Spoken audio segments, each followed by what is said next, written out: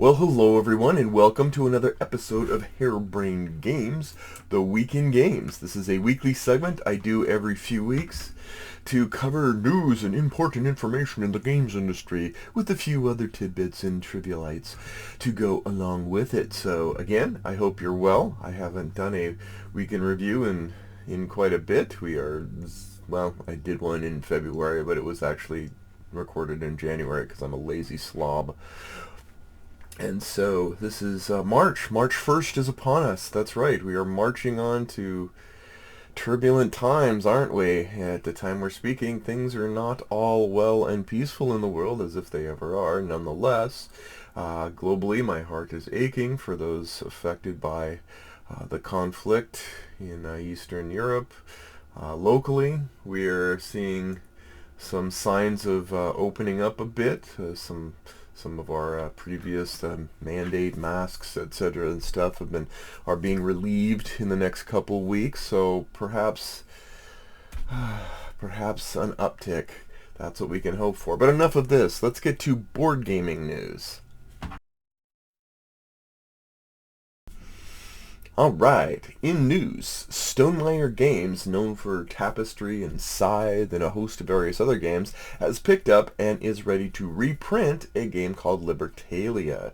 This is a pirate acquisition game, collecting treasure and booty game that I listed pretty low in my top 50 pirate games. Mostly because I recognize its greatness, but I ultimately despised some of the playthroughs I had with it, not at the fault of the game. That said, this seems to be a much more light and whimsical, bright and cheery art style than was seen in the previous ones, so if you did like Libertalia and you don't mind a little bit of light-hearted, uplifting Stonemaier treatment, then this might be the game for you. I believe pre-orders are very, very soon on this. Then we have a new Undaunted installment. There's a series, matter of fact, behind me I'm setting up and playing Undaunted Reinforcements. I'm checking out the solo scenarios again. I got it last year, enjoying playing it so far. It's little, quirky little solo machinations. But now there's going to be a new installment later this year called Undaunted Stalingrad. Despite the awkward timing of the situation, it is a new installment, but it is not compatible with the previous editions in regards to solo play, etc. It's apparently a different scope, a different way, different, campaign kind of thing that just doesn't resonate with it. So while we were able to take Yom Kippur today, Undaunted Normandy and Undaunted North Africa and Reinforcements, and stir them all together into a cauldron of continuity.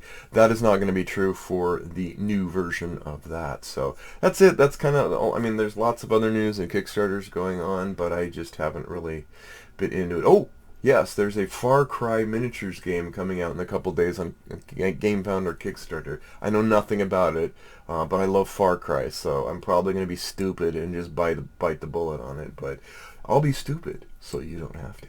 Anyway, let's get to my question of the week. Okay, now this is a tricky question. This isn't my glib question before, but we were talking locally, as you know, rolling back to world events, and I don't generally like to do politics I just don't generally, because I want people to feel uplifted. Plenty of places to talk about politics and stuff, but it's no lie. There's a conflict going on. There's Russia, there's Ukraine, there's lots of people are keeping their eyes riveted on it, and some of the local folks who don't necessarily have intimate knowledge of that region or area or the conflict or stuff are asking, are there any games that help understand, or that I can play to help understand the current conflict? And I was originally going to name off a few, but then at the same time I felt like it has to be qualified because, is it the time and place to do that? I don't know. When Afghanistan fell, there was a game that was so obviously a game about Afghanistan A Distant Plane from GMT Games, that if someone really wanted to understand what led up to it, or over the years, what kind of things can happen, it could be instructional, to kind of explain that particular region to people who had no knowledge of it. This is a little different in that we have an ongoing situation right now where forces are in play, and so are opinions and information and stuff. I almost think reading up on it, or looking for various historical information about how it led up to it, is probably maybe more apropos than playing a game. That said, there are a few games that can kind of give you a little bit of a sort of the ramp up to the present day, which doesn't really specifically speak of the conflict. I don't know of any games that deal with a theoretical conflict like we're seeing now. Maybe you guys do. What are your thoughts? I'm very curious about how you guys are handling that and stuff. There's 1989 by GMT Games, which is the follow-up to Twilight Struggle. That covers, obviously, 1989. That's years ago. That's sort of the how did things get rearranged after the Cold War concluded. That's one to maybe look at. Next War, Poland is probably the closest one that talks about a theoretical European conflict upcoming. That one's very complex. If you're not GMT level, like, complex, don't even try it. But if you are, then you probably already know about it. And that's Poland, not Ukraine. And then, of course, there's a game, Europe Divided, I believe, which actually does a decent job of explaining it, but they got in a little bit of trouble by trying to advertise the game right before the conflict. That said, it's no lie, a lot of the research done for that game does deal with situations like we're seeing now. So, truth be told. Anyway, those are... If you're interested, those are it. If not, I'm sure there are a plethora of resources. There's so much information, misinformation, it's hard to really even gain a foothold. But I've read a lot of history and stuff, but then again, like, you do your best to try and find the most accurate understandings you can and leave it at that. And at the same time, be real mindful that there's a war going on and people are being hurt. And that sucks. Anyway, that's my question of the week. Let's get into some more, a little bit of a happier premise with our 3 games. Game number 1, Genotype, a Mendelian genetics game. I got this for $10 because it has some of the coolest artwork. It looks like I'm planting a garden, but it's one of those like old school Friar Tuck gardens like you see in like Robin Hood movies. But apparently it's some sort of thing about scientific knowledge, Gregor Mendel, pea pods, and chromosome, or like stuff. Have no idea. I'm going to give it a shot.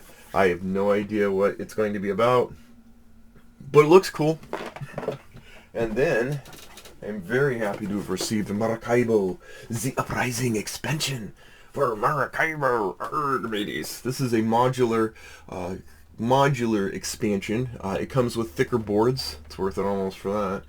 Maracaibo has when you play the game, you've got little things, the little sections of your own little player mat that you're trying to mess with, and it's trickier one that just is a flat thing and you just jostle the table and stuff comes off. But that's not why you're asking. It has different cards, different legacy tiles, It's basically just looks like a pleasant little add-on for not that much money. And finally, I was able to pick up at the last board game show, Kemet, Blood and Sand, in that order. Blood and Sand from Kemet. This is a game that isn't very good one player, so obviously, dudes on a map with one dude, not that entertaining. But it's it's sort of a reworking of the original Kemet, and the thing I'm told about this, and I'll discover this on my own, is that the conflict, you don't get to turtle, you don't get to just hang out and go, wait for everyone else to kill each other and then waltz in, which can happen in older style dudes on a map game. This one instead, you are attacking all the time, you're upgrading all the time, there's nice fun upgrades, it's called the Consummate Dudes on a Map game, and I played a lot of them over the last couple years, and so I decided to bite the bullet and give it a shot. So that is Kemet. So with that, let's get to Tim Machine. All right, so before we do Tim Machine, the question that has been asked is how long are you going to do Tim Machine? How close are you going to get to modern times? I think I'm going to stop around 2010 because honestly that's pretty modern. I don't think that's nostalgia. I don't even think we're kind of even leaving the area of nostalgia now. It's more interesting in the 80s and 90s than now. But I'm going to keep going with it because there's a few things. Like, I forget that 2010 was still 12 years ago. It doesn't seem like it. Time marches on. But anyway, let's get to it. The year is 2003. And the top story of the year is the coalition forces invade Iraq as a result of many things, potential weapons of mass destruction, 9/11, etc. This was a dominating story in the news in 2003. It was also the year that my youngest son was born, and so I remember that one. I can easily remember how many years ago just by remembering my son's age. So there's that. The top movie was Pirates of the Caribbean. I have watched that movie no less than 200 times. I love that movie. The second and third were decent enough, whatever, kind of wacky closure. Haven't really enjoyed the ones since then too much. But the first one, yes, I really liked the first one. The song was In the Club by 50 Cent, who is now probably on sale. And there was a tie between that and Up by Shania Twain, which I like Shania, and I like that song. It's pretty upbeat and not beat up. Anyway, the book of note was the Da Vinci Code, which was all the controversial rage and such with the movie from Tom Hanks, etc.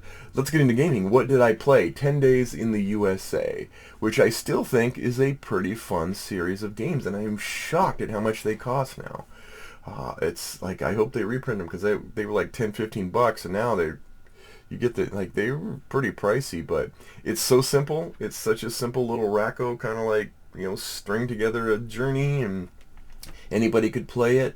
My kids were young, or two of my kids were old enough to play it, and my infant didn't care, so all was well. What game would I have bought if I known then what I know now? Well, that would be Warcraft, the board game. One, because I could probably sell it for profit, and two, I could keep a second copy of it and play, because Warcraft was, again, all the rage. I was working at Monolith at the time, and so I was able to get a little sneak preview a couple years. Yeah. Into that. I remember that. That was, anyway, sorry, yeah. What game did I want to play? Attack. Now, Attack has not aged very well, but I still keep it around for nostalgia purposes. There are many, many games that are much tighter, but I still like the idea of Attack, so I keep it around. If for no other reason, maybe someday I'll be game design smart enough to actually do something with it to tighten it up and make it interesting. Although, at this point, when you've got so many dudes on a map games. Anyway, and then we get to 2004.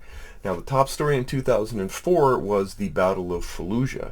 This is very close to my heart. I spent several years working on a just recently revealed title called 6 Days in Fallujah, and that was an incredible experience. I still wish the game well. I've had to, life circumstances have made me move on, but 6 Days in Fallujah is...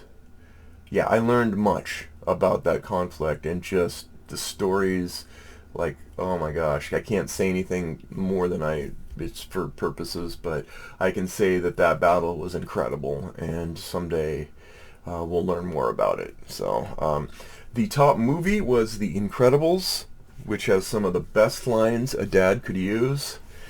Like, yeah, when everyone's special, no one is. They keep inventing new ways to celebrate mediocrity. Oh my gosh. I love it.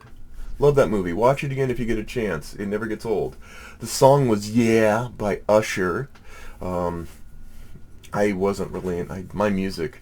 Yeah, I was in the clearance rack music by then. I was, yeah. So, the book was 5 People You Meet in Heaven by Mitch Albom. Not sure where the 5 comes in. I mean, if you're going to be like numerologically consistent, make it 7. But anyway, what did I play? Well, this is Memoir 44, which has aged very well. Memoir 44 is still one of my absolute favorite, like, meat meat on a plate war games that I can teach to people. It brings joy. It's the Maria Kondo of games. There's so many add-ons and expansions, but you could still just pull out the original and set it up, and it plays really well. It was a watershed moment game for me back in 2004. What game would I have bought if I knew then what I had known now? War of the Ring. Duh. But que sera, now I own almost every War of the Ring game I could find. So, and what game did I want to play? I wanted to play Power Grid, but I couldn't find an audience that A, liked green that much, and B, liked number crunching in their head that much. I played it a ton since then. It holds up well for people. I understand why it was once, the cream of the crop for years as the top game. Yeah. So there you go.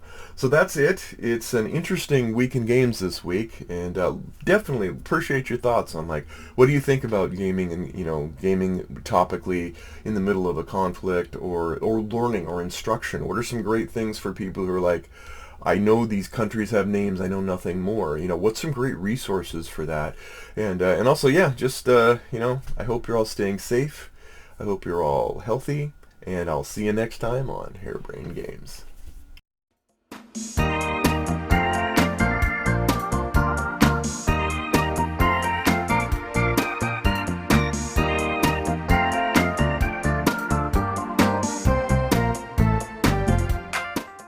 Bebop, bebop, bebop, bebop, bebop.